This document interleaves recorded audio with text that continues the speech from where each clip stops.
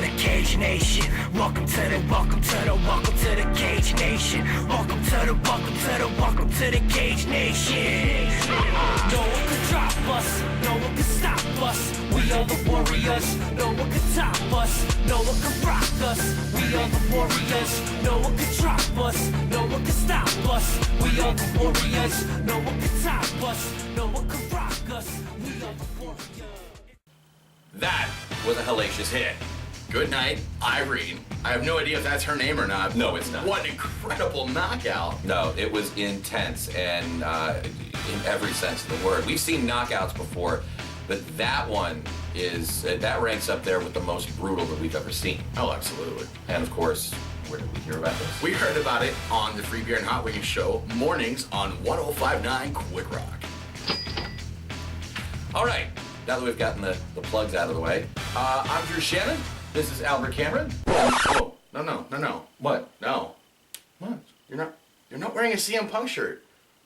We're on 11 episodes and you're not wearing a CM Punk shirt. Oh, well, I can fix that. No. No. Hang on. Whoa! Wrong show. Yeah, not quite. I got it. Hang on. Oh, no. It's close enough. Fair enough. Yeah. All right. Well, ladies and gentlemen, he is Drew Shannon, who is breaking tradition today, but that's okay. We love him. And I'm your co-host, the history book, Albert Cameron. This is not the first time I have gone without the CM Punk shirt. There have been at least 2 or 3 episodes where I haven't worn it. And we might have to do some sort of a contest to see if you guys have been paying attention, which weeks I've been wearing and which weeks I haven't been wearing the CM Punk shirt. So we'll think of a prize, and we'll think of, a little bit later on down the road, maybe. Absolutely. Well, speaking of prizes, Drew. This week doesn't count. Speaking of prizes, we have that Jessica Evil Eye signed autograph picture, and we're actually giving it away to our buddy Eric, who tweeted the phrase that paid. Eric, we're going to be getting a hold of you on Twitter to let you know you won. Shoot us an address. We're sending you a framed picture of probably the coolest citizen of the Cage Nation, women's strawweight phenom, Jessica Evil Eye. Speaking of Jessica Evil Eye, we're going to touch on some stuff that went down this week. We are going to touch upon that in the newsreel. We're going to take care of that, and so much more. We're going to talk about Bellator and the slow train wreck that it seems that they're becoming, and we don't want to see it happen, but oh no, that's just the way it appears to be happening. Well, last week on the Cameron Perspective, I was singing all kinds of Bellator praises, and now what a difference a week makes, because those opinions have completely changed. But we're going to get into that, all that, and we're going to bring you Cage Nation TV Newsreel. Yes, that's coming up next, right here on Cage Nation TV. Stick around. Since the dawn of furniture, there has been only one way to keep an infant from rolling off a couch or chair, and that is unsafely cramming cushions against the piece of furniture and hoping the baby doesn't work him or herself under them. Until now. Introducing the Zoster. The Zoster is a revolutionary infant safety product that easily wraps around a cushion to keep your baby from rolling off a couch or chair. The Zoster is made with a fleece material complete with a waterproof underneath to keep various liquids away from your upholstery. The Zoster is currently available in solid colors and pattern designs. You can order the Zoster online today at thezoster.com. It's time for another edition of Cage Nation TV Newsreel, spanning the globe to bring you the latest news in MMA. Well, it has not been the best of weeks for Bellator. Bellator MMA has released strawweight Jessica Aguilar and flyweight Jessica Eye, effectively killing off the women's side of the sport in the promotion. Both fighters confirmed the news on Tuesday via Twitter. The news comes on the heels of the announcement that former Bellator women's strawweight FELICE HERRIG has inked a new multi-fight deal with Invicta FC. Former Bellator fighter and women's MMA pioneer Megumi Fujii also recently announced that she would retire following an October 5th bout in Japan. If that wasn't enough for Bellator, after dismal numbers over the past few weeks, Spike TV is moving Fightmaster to Thursday nights at 11 p.m. Eastern for the remaining 3 shows. The reason being so it can benefit from the huge lead that TNA Impact Wrestling will give it. The show has failed to hit 700,000 viewers for any of the weeks, which is the primetime average for Spike. It wraps up on August 29th. On the UFC conference call this past Monday, Dana White said they might be hesitant to return to Massachusetts in the near future due to the problems they've dealt with involving the commission, including the Chael Sonnen hearing last week following a complaint lodged by a chapter of the Culinary Union. WEC, IFL, and King of the Cage veteran Jeff Big Frog Curran will be hanging up the gloves. Following his loss to PEDRO MUNHOZ at Resurrection Fighting Alliance, Jeff Curran has announced that his time as an active mixed martial artist has come to an end. Even though he's hanging up the gloves, Curran will still be involved in MMA. He's the head coach and instructor at Curran MMA.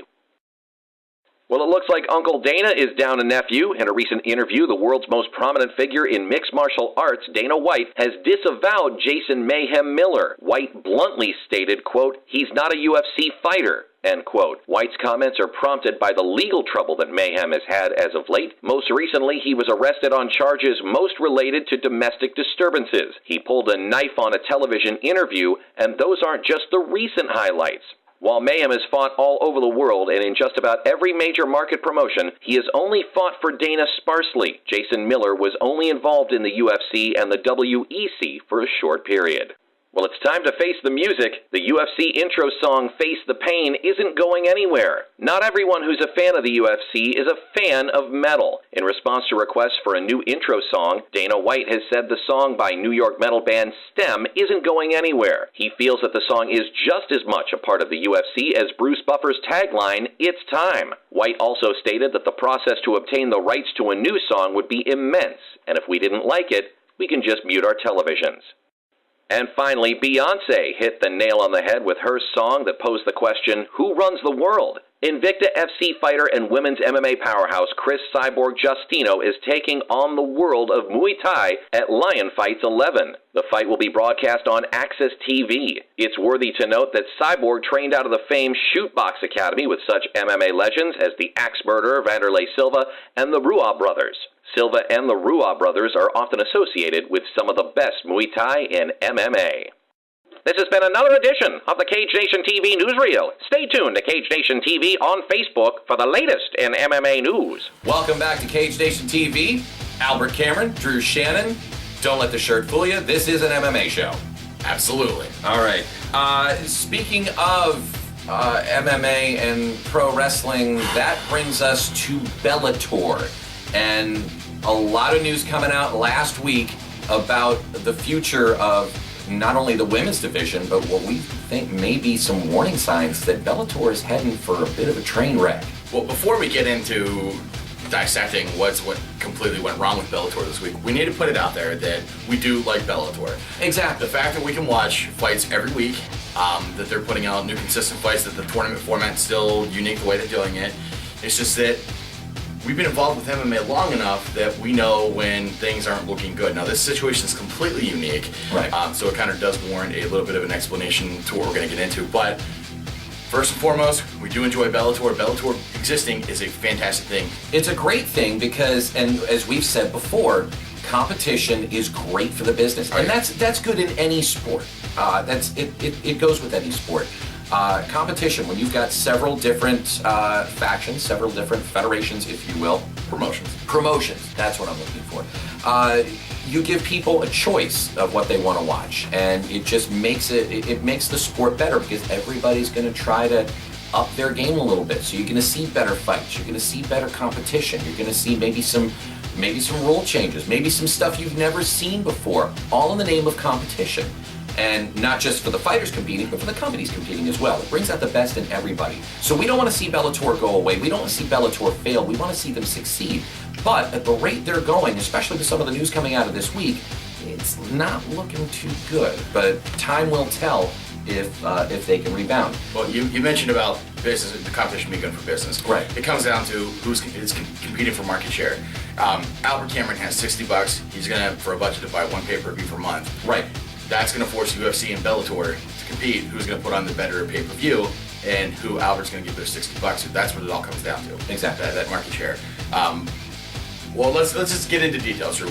All right, let's start off with number one. First and foremost, Bellator canning the women's division. As we talked about at the top of the hour, at the top of the show. Is this an hour? It's not an hour, but you know what I mean. At the top of the program, In the newsreel, we had talked about Jessica Evil Eye is now done with the company, as well as several other female MMA stars in Bellator. The women's division's just been dismantled. It's gone. It is completely gone. Since the introduction of the unified rules, there really hasn't been a major innovation to the sport other than women being allowed to compete. Now, women have been competing in MMA for as long as there's been a cage fight. It just hasn't been as prominent. So the big innovation was women are now allowed to compete in mixed martial arts, and that's fantastic.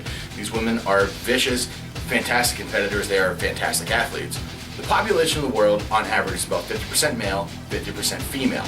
On average. So whenever you introduce women into a promotion, you've just expanded your talent pool, the potential for a talent pool, by 100%. Right. Because now we have women, we have both genders able to compete.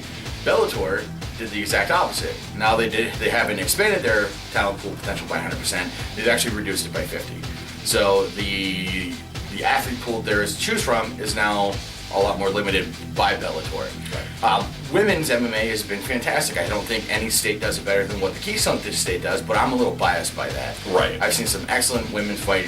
Talking Courtney Curtin versus Maggie O'Neill, Melanie Bremer versus Megan Gray, Jamie Chesney, Jessica Richmond. Absolutely.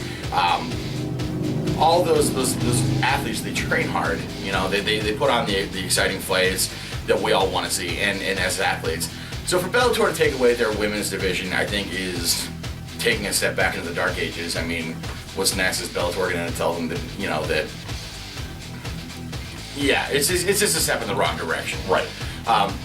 So, like, you know, that's incredibly bad. So now, UFC's number 1, Bellator's number 2.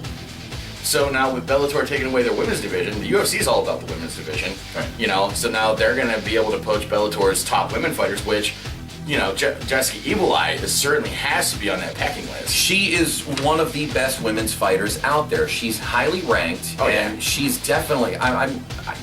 Dana White, if you are watching this at all, first of all, we apologize for stealing your videos every now and again, but hey, it's all good for the sport, right? We're promoting. But most of all, you gotta sign this woman. Absolutely. Jessica Eye fights at strawweight, 125. The UFC's really been focusing on a bantamweight. If the opportunity would come available, I don't think Jessica may go to bantamweight, but you know, the UFC is certainly going to expand all their weight divisions in the women's division, and it's only a matter of time before we see Jessica Evil Eye fighting in the trademarked octagon. Right. So now, the girls who weren't picked up by the UFC, well, now we have Invicta FC, which has been a fantastic platform for women's MMA to get these girls noticed again. And I say I say girls as if I'd say guys. They've got these women competitors. Right. Invicta FC is promoting Chris Cyborg Justino like nobody's business. Right. You know, she's one of their top tier fighters. Anyone in women's MMA has come through Invicta FC. So now Bellator closing down their women's division has really just made 2 other promotions that much stronger by giving them talent, very, very good talent to compete with. All right. Something we also touched upon in the newsreel, the Fightmaster reality show. The ratings have not been that good. No, they haven't. No. They haven't been that great. You okay over there? All right, good. Yeah. Interns. We can't hire decent interns around here. No. It's ridiculous. The Fightmaster reality TV show series. They've moved it behind Impact Wrestling. And, you know, The Ultimate Fighter did that before. When the WWE was on Spike TV, The Ultimate Fighter was always behind WWE Raw to catch, like, the late drifter, someone who, like, left their set on. The difference is, The Ultimate Fighter was very innovative at the time. There was no MMA reality shows. The MMA programming was few and far between. Right. So that was something new that, you know, a lot of the WWE fans might enjoy. You know what the Ultimate Fighter didn't do?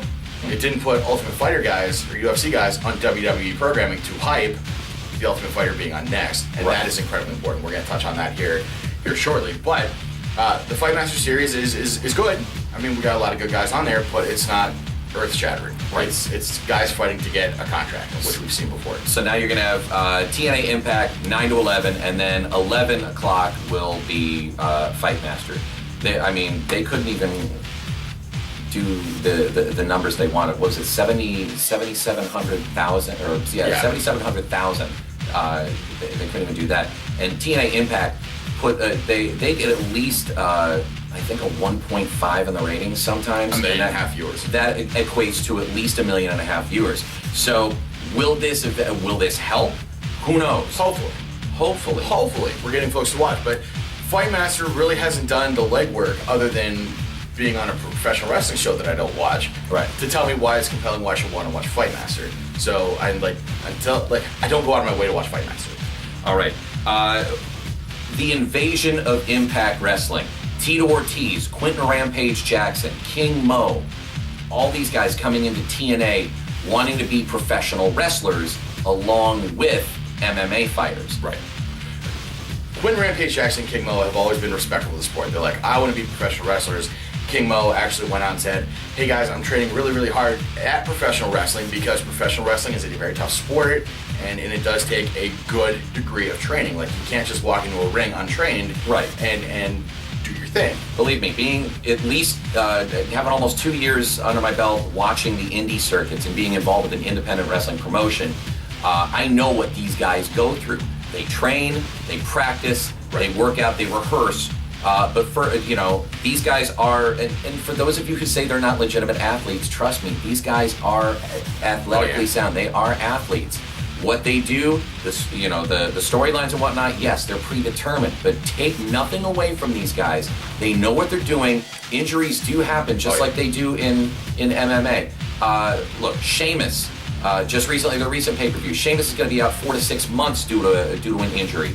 CM Punk split his head open, got 12 stitches. The list goes on and on of various injuries that have happened throughout the professional wrestling world.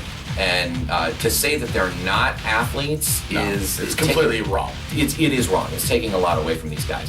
Now, let's go to having your MMA superstars come onto a wrestling show and be a part of a storyline.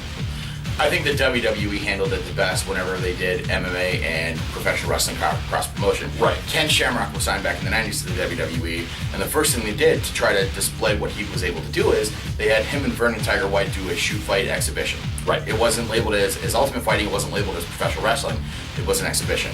And you enjoy watching it.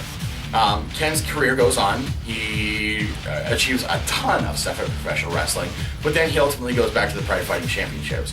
And when he went to Pride Fighting Championships, all the WWE did was say, hey, Ken Shamrock is going to be fighting live at this pay-per-view. Here's your pay-per-view provider. And that was what I needed to get the information about where Ken was going to be fighting. And then when Ken appeared in the Pride FC video game, there was that banner saying, hey, the world's most dangerous man is going to be in the Pride FC video game. Pick it up at a game retailer near you. Right. That was effective. It wasn't gimmicky. It wasn't cheesy. It didn't make me want to boycott both because I was being inundated with stimuli that I wasn't going to be able to use. Right. If I were Bellator or if I were Impact Wrestling and I was going to try to help promote a fight, a legitimate fight between the two of them, right, they should have done something where Tito Ortiz was mentoring this guy and Rampage Jackson was mentoring those guys, and let the professional wrestlers do the professional wrestling, because they are indeed that. They are professionals at the entertainment and the sport that they are adept in, that Tito Ortiz is not. And kind of funny, we talked about the 8-minute or the 8-1 warning. Mm-hmm. They said about how someone who's never been in Impact Wrestling before, right, that was wrong.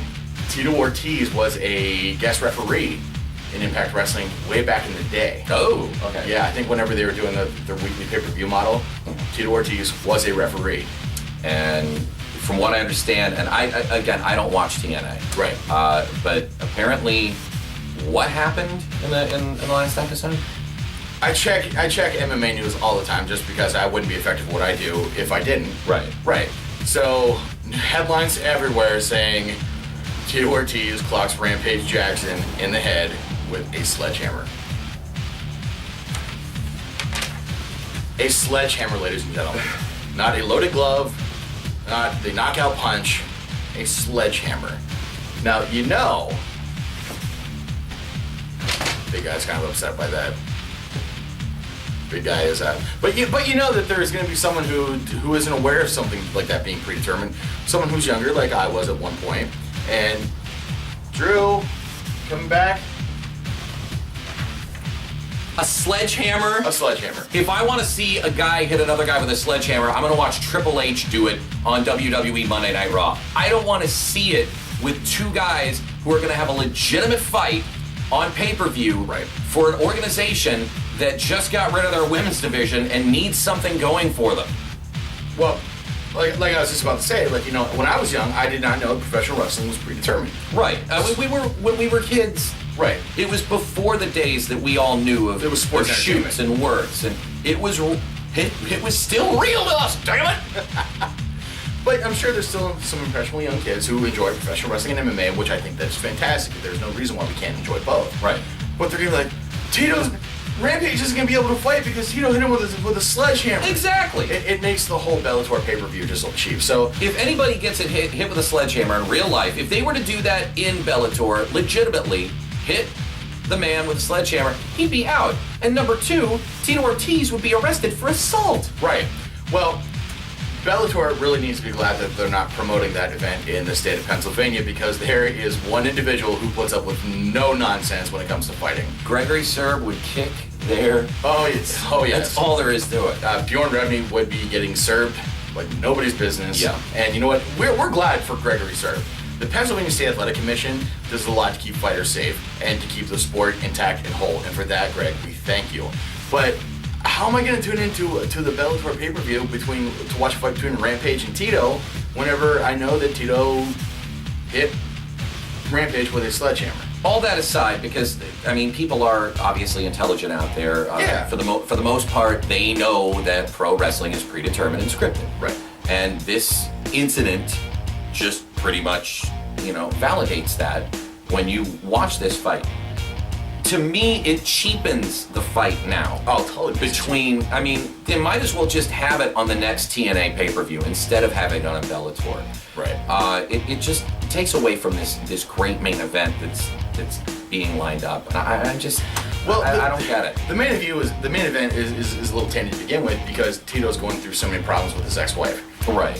So like everything. Well, seriously, you gotta look past that though, as far as. But it appears that everything Tito's doing is out of desperation because he appears to be broke. All right. So that kind of makes it kind of iffy. But now I will watch Tito Ortiz fight because he's been through so many great wars. Because he fought with the Lions Den and so on and so forth.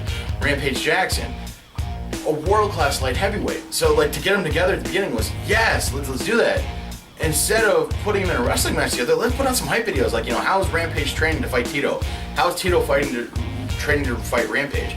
That's what we needed to see. We didn't need to force ourselves upon the wrestling community with a Bellator pay-per-view. They just don't want to see it. Bottom line is, there's a right way to go about promoting it, and there's a wrong way. Right. And Bellator and TNA, in our opinion, have gone about it the wrong way. We've seen MMA guys. In fact, we've seen Charlie Gathers was going to be brought into AON, All or Nothing Professional Wrestling, here in the center region before the company folded. And he was going to have, I don't know if he was going to be put on as a full-time pro wrestler, but he did have one bout, and he did very well. Brett Showtime Schoenfeld. Brett, exactly, that as well. There's a right way to do it, right, and there's a wrong way to do it, and we just feel that Bellator and TNA Impact are not going about this the right way. Right. All right. Trying to go toe to toe with UFC on pay-per-view. Now, Dana White has already said that November 2nd, he's not going to run any conflicting programming. He's not going to run an additional pay-per-view or anything like that. Nothing conflicting with Bellator's pay-per-view, which I admire that. Well, it's actually more of a ballsy statement than it would be if you were counter-programming. Right. When Affliction was putting on their events, Dana White counter-programmed. IFL, when all these guys who were putting on these events, Dana White put on bigger, better cards. So to say, I'm not doing it for Bellator, is kind of saying that you don't matter. And well, it's not. Yeah, it's not just that. I think Dana White has enough confidence that he's not going to counter-promote on the same night as Bellator because he just has that feeling that right. He doesn't need to. It's not even necessary. I wouldn't even imagine it's confidence in the UFC. Because UFC pretty much has a license to print money right every time they go to an event because they put on solid cards every time. By the way, printing money is illegal, kids. Don't do it. Right. Dana White can do it, but never been. Don't. But and we're kind of leading up to everything Bellator is kind of misstepping. So 3 strikes and you're out. So there's no women's MMA on the card. Right. Tito Ortiz and Rampage Jackson, I mean, looks kind of cheap as a main event. So, I mean, you're kind of limping to the pay-per-view to begin with. I'm half expecting steel chairs to be thrown in the ring, and each, those guys just go. It turns from an MMA bout to a steel cage match. I mean, seriously. Right. I mean, and then Sting comes out of the rafters and beats the holy piss out of both of them. That's what it's really leading up to. I mean, like, you're saying that in jest, but I mean, if it actually happened, would you really be that surprised? I wouldn't be shocked in the least. Right, and that's not a good spot for us to be in. Like, we shouldn't be like, oh man, Bellator's putting on a pay-per-view. I wonder which professional wrestlers are going to show up. And if they were in the crowd, like The Undertaker is a very big fan of MMA. Right. CM Punk, like they go, they pay for their tickets, they go and watch. They're not involved in the program anyway, but they have no problem lending their star power to say, oh hey, this is great. Punk is actually training with, and we've mentioned this before, with Gracie Jiu-Jitsu. The Gracie Baja. Is that what it is? It's the Gracie Baja. He's training MMA fighting with the Gracie camp, and yeah. These guys. I don't know. There's not much more I can say about this. No. So I mean, as much as I hate to say it, I mean, I'd love for Bellator and the UFC to fight over my $60 for which pay-per-view I'm going to buy, but I really think Bellator is limping to the pay-per-view, and I don't know if they have enough time to correct it. I hope they prove me wrong. Prove me wrong, Bjorn. Prove us both wrong. Right, but I mean, the signs aren't looking good, and I think that's why we really needed to address everything we did today about Bellator, just so that, if it does happen, we kind of prepared for it. Your opinions, let us know let us know in the comment section down here, or on our Facebook page, or take to Twitter. We're more than happy to hear your opinions on what you guys think about the future of Bellator, what it holds, if there is a future for Bellator. Given the news of this past week and what's going on with them. All right, we're going to get into the Cameron perspective here in just a few. You are watching Cage Nation TV on YouTube, and now there's another show on YouTube that you might want to check out. Hello, MMA fans. Look, people, MMA fans. And we're wrestling guys on an MMA show. Holy moly. What's this world coming to? We want to take this time and thank Drew Shannon and Albert Cameron. We do? Yeah. All right, for allowing us a little bit of their time here on Cage Nation Television to promote the Pro Wrestling Rundown. Do I have to do all the talking here? Come on, guys. Show us a little bit of love. We're showing you some love. We know that they're a crossover fan, so catch us on our YouTube channel. What is it again, X? YouTube.com/Pro Wrestling Rundown. Hope to see you there. Welcome back to Cage Nation TV. Drew Shannon, Albert Cameron, and yes, X-Man and... Well, it's not TV's Mike Edwards. YouTube's Mike Edwards. I would go with YouTube's Mike Edwards. Yeah, let's do that. Okay. YouTube's Mike Edwards with the Pro Wrestling Rundown. You can check them out. I think it's bi-monthly, and hopefully it becomes a weekly thing, because those guys are... They're very well steeped in pro wrestling knowledge. You should check them out on YouTube. And we can even have a link to... Oh, sure. We'll do some sort of coolio stuff like that. All right. Right now it's time for the camera perspective. I'm going to get out of the way and let this man do his thing. Take it. All right. I've always said that whenever my career is done, whenever I've done and contributed everything to MMA that I want to contribute, I wouldn't be looked at as like that historian, like whenever they're writing the book about MMA or they're filming the TV show special, that they might call Albert Cameron. Like I would like that. It would be a nice little feather in my cap. Part of that being is that I get to sometimes witness the unfortunate side of MMA. And one of the things I feel is a little unfortunate is guys and girls who have put in their time, who have paid their dues, who are finding themselves competing with much younger talent on MMA reality shows to try to get their day in the spotlight back. And that makes me a little sad. But, they're doing what they're doing and they're still involved in MMA, and that's a good thing. 3 names in particular that kind of pop up are Joe Diesel Riggs, who's fighting on Fightmaster, Tanya Evinger, and Tara LaRosa, who are fighting on The Ultimate Fighter. Those are 3 names that I really think shouldn't have to go through The Ultimate Fighter, but I felt the same way whenever Roy Nelson went through The Ultimate Fighter. Roy Nelson was an IFL heavyweight Grand Prix champion, and I thought he paid his dues. Someone who made the UFC nervous and had him counter-program surely couldn't have been all that bad if he's winning titles in the promotion, but lo and behold, Roy Nelson was on The Ultimate Fighter, and now he's one of the bigger names in UFC in the heavyweight scene. Joe Diesel Riggs had some great feuds with Nick Diaz. Really, there was an event where after the event, him and Nick Diaz got into it at the hospital. And those are the kind of things that, we're going to be able to reminisce about. But Joe Diesel Riggs is getting back into Fight Master, and hopefully he does end up in Bellator, or even better, back in the UFC. Tanya Evinger and Tara La Rosa were fighting in women's MMA when we really didn't even know women's MMA was possible.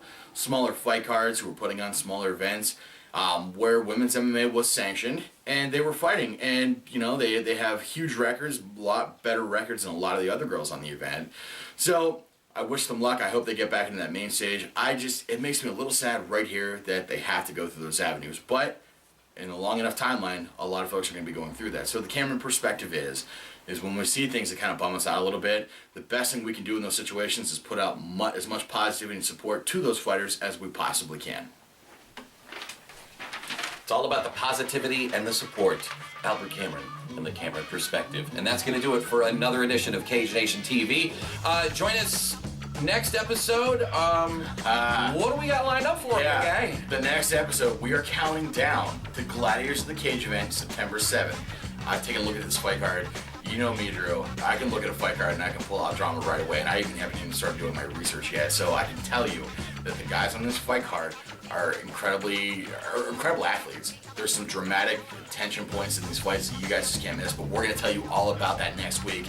Why you can't miss it, why Albert Cameron's a loser for not being able to go to that event. Yeah, but we're going to get you some great coverage, and these fights, I believe it's going to be on Root Sports again, was that whole first event, the North Shore Rise of Power 2, was incredible. So those two things coupled, I think it's going to be an amazing fight card, and we're going to tell you all about it. And programming note that I will be there in Pittsburgh for that, along with our colleague, I guess you would say, producer Mike Kessling. He's going to help us out with that in Albert's absence, and we're going to miss you. We're going to hope that you're going to be at the next one. Absolutely. But yeah, stay tuned for coverage of that. Stay tuned for our countdown episode coming up next week, and a whole lot more. Find us on Facebook, look us up on Twitter, subscribe to the YouTube page, and leave a comment if you want about your opinions about Bellator, about anything MMA. Well, speaking of subscribing, on your mobile device, if you have it linked to YouTube and you subscribe to Cage Nation TV, we're going through all the hard work to bring it to you. Like, it's actually going to be on your YouTube front page. The Cage Nation TV has a new episode. You don't have to do anything. Right. Click subscribe once. All the hard work is done. Yeah. Let us do the hard work. You guys just sit back and enjoy. Hopefully you're enjoying. And before we go, we're actually doing some creative timing. We filmed this exact same episode yesterday. We're here this morning and getting it out. Congratulations to Chael Sonnen for submitting Hua in the Fox Sports 1 event it was fantastic last night. Chael Sonnen won submission of the night with his guillotine choke, and Sonnen's been an incredibly vocal member of the MMA community. So how did we not talk about this at the beginning of the show? Because we had the script ready for yesterday, and the fight happened last night. Oh, okay. So congratulations. All right, well, we'll see you next week. I'm Drew Shannon. He's Albert Cameron. This is Cage Nation TV. See ya. Let's go.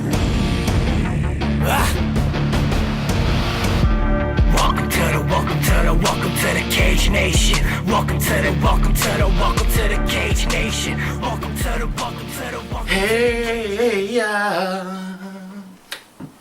Hey, Wow. Yeah.